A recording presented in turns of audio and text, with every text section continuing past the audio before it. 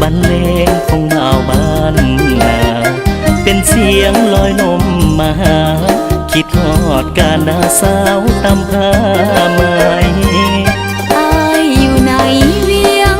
อย่าลืมเสียงแคนแทนใต้ความรักที่น้องมีให้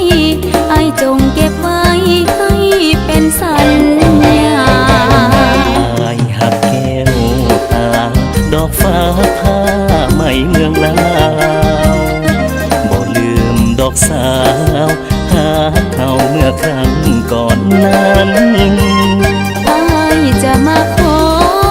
แค่บ่โนโพตาวันวันคืนเดือนปีที่ผ่านอย่าหลงเวียงจันทร์จนลืมสาวผู้ไทยโอ้สามวัยใจอ้ายบ่ลืมง่ายหักน้องสำใดก็ยังหักน้องคือเก่าให้จริงดังว่าอย่ามาคิดลวงให้เงาอายมีหักแท้แต่เจ้าเห็นใจเธอสาวผู้งา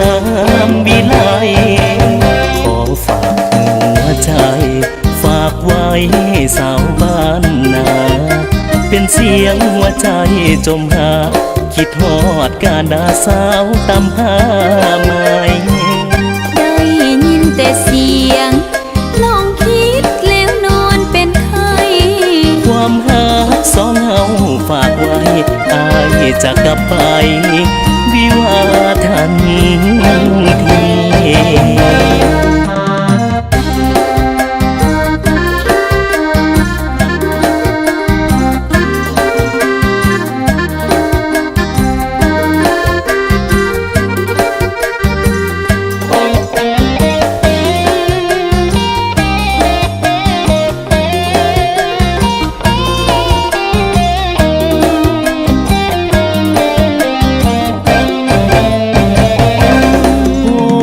สามวัย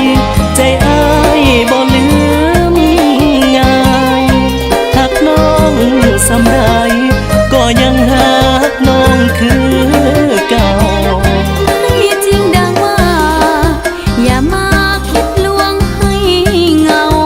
อายมีหักแท้แต่เจ้าเห็นใจเธอสาวผู้งามวิไลขอฝากหัวใจฝากไว้สาวบ้านนาเป็นเสียงหัวใจจมหาคิดฮอดการดาสาวตำผ้าไหมได้ยินแต่เสียงลองคิดแล้วนอนเป็นไข้ความหักสองเฮาฝากไว้อายจะกลับไปวิวาทันที